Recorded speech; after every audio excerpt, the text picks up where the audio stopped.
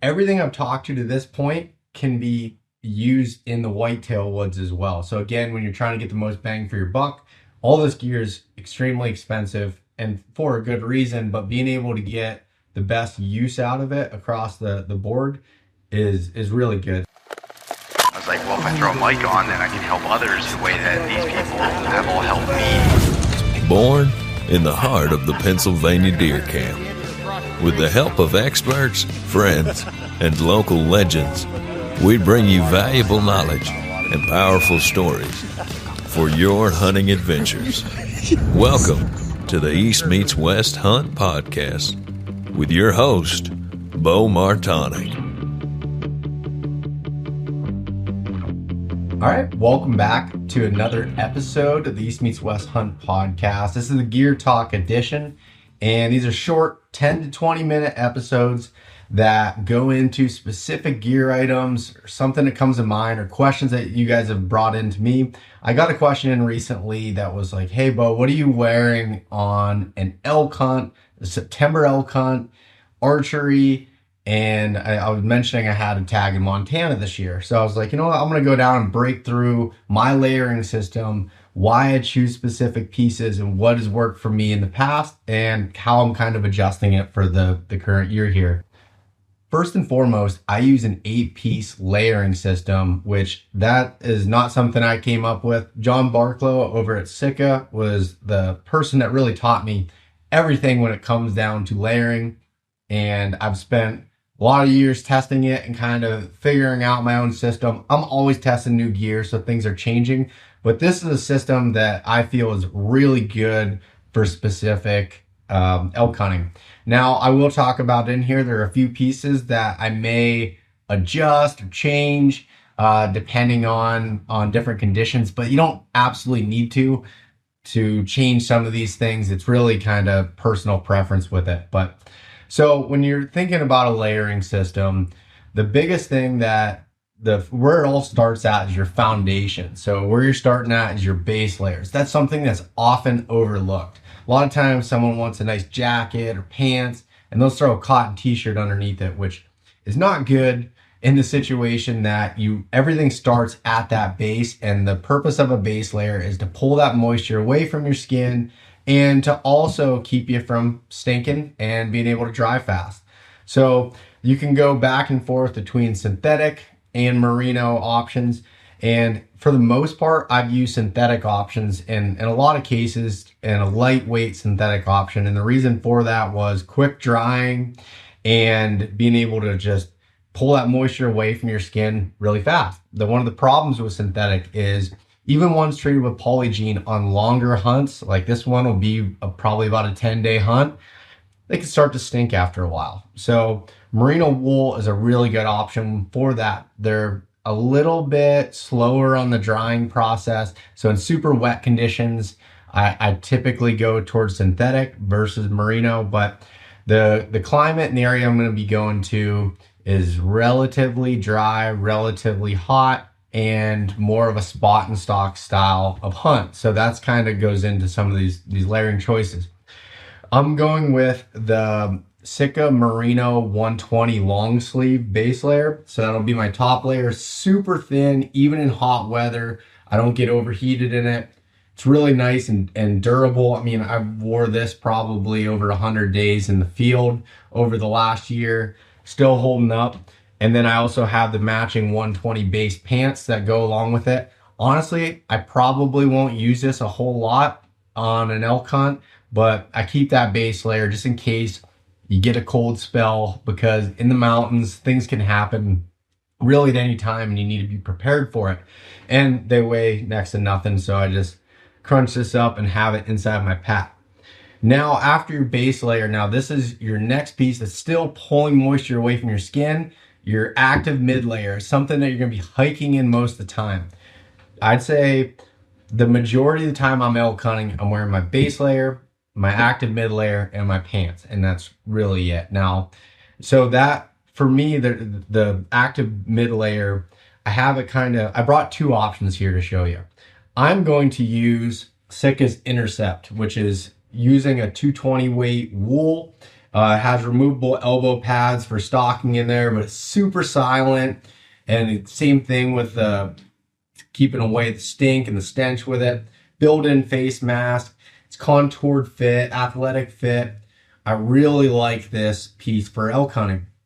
Now, I will say, if you were to ask me, I want to buy one mid layer that's going to go across the board, I would probably go something in the Ambient series. The Ambient series is extremely quick drying, really good warmth to weight ratio. I have the Ambient 75, which is new for this year. Honestly, you could go with the 75 or the 100 weight for that and be totally fine. I used the 100 weight for the last few years and was fine with it. I like the 75, a little lighter. You can wear it in a little bit warmer weather while you're hiking and not overheat with it.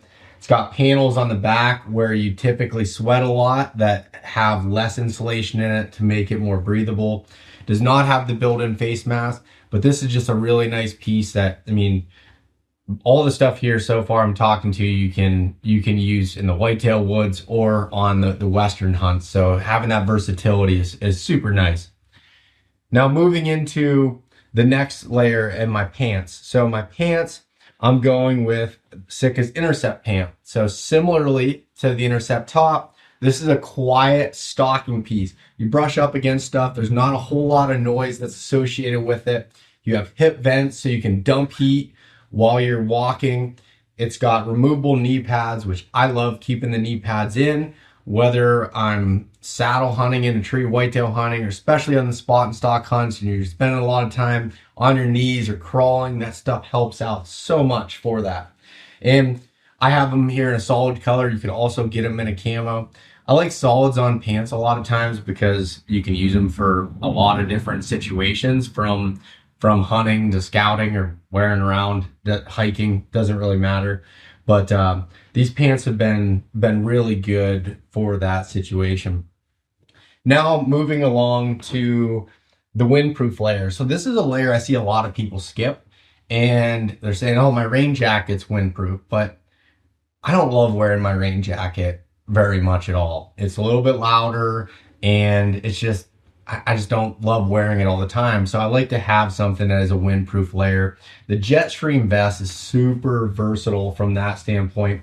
100% windproof, and also has some insulation to it. So it just keeps your core warm. I'm a big vest fan. I don't need a lot of insulation on my arms. I want to keep my core warm. So I'm sitting there, I'm glassing. I'll throw this on, or a cool morning, I'll throw this on over the Intercept or the Ambient and hike in it and be okay with it. So the Jetstream vest, another really good option. So everything I've talked to this point can be used in the whitetail woods as well. So again, when you're trying to get the most bang for your buck, all this gear is extremely expensive and for a good reason, but being able to get the best use out of it across the board is really good. So those options are all really good in the whitetail side. Now, the next layers that I'm going to go into are more specific to big game, and I'll explain why. Now, after I went through the windproof layer, we're going to go to your static insulation layer. So this is the Kelvin Aerolite jacket from SITKA. Weighs 16 ounces, and it's made out of a synthetic material, not down. So even if you get it wet, it maintains its warmth in there. And this jacket is, I've used a version of this jacket for the last 10 years. This is the newest version. It's a little bit lighter and has a little bit better warmth ratio. But honestly, this jacket is super good. I like that it has a hood on it. I can pull up that hood while I'm sitting there glassing, maintaining it. Whenever I stop and it's cold, I can put that stuff on there.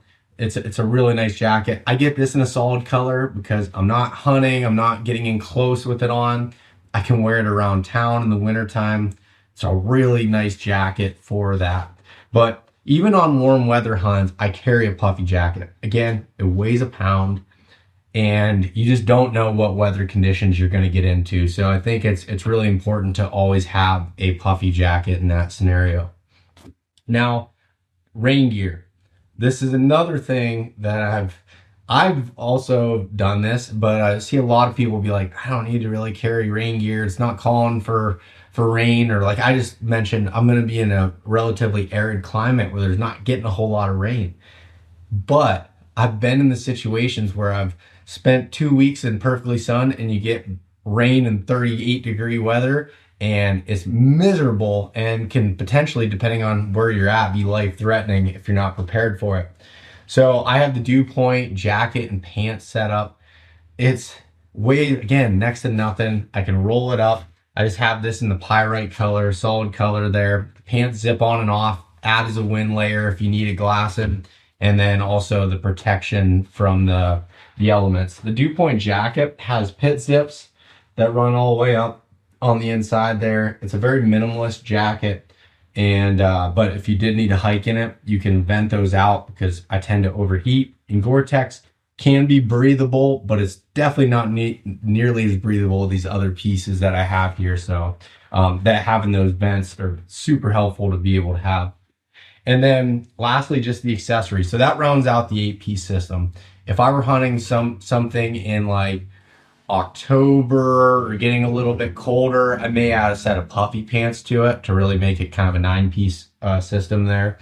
But looking at the accessories, I used to carry a bunch of different beanies and stuff with me, or I'd carry a light beanie and then a heavier beanie. But honestly, I found myself just using this Merino beanie from SITKA, and then I just have hoods to be able to add to it if I'm getting colder, especially on a hunt where I'm looking at temperatures in the ranges of 40 up to 90 during the day. So I don't need anything more for this specific hunt. Now, if it was going to be temperatures high of maybe 60 and dropping down in the 20s at night, then maybe I'd add like a Jetstream beanie or something else to that.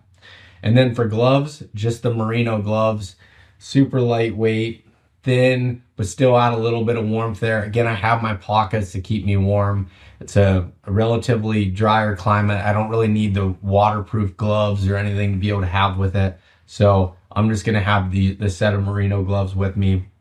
And that's really it. I mean, I'm gonna be doing a mixture of backpack hunting and hunting from the truck.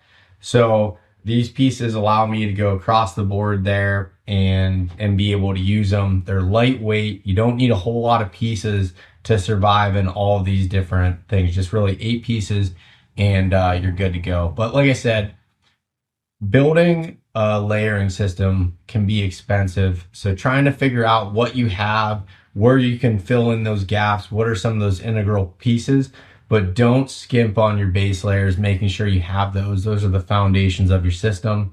But anyways, I hope this helps out explaining my clothing system for September elk hunt. Hopefully they treat me well and this upcoming September. So if you like this episode, you want to hear more about it, please subscribe to the channel, give a rating and review, share it with your friends, helps out so much. And if you want some of your questions answered or certain gear items I'm using looked at, then leave it in the comment or shoot me an email at beau@eastmeetswesthunt.com. I greatly appreciate it. Hey guys, thanks so much for listening. If you enjoyed this conversation, share it with your buddies.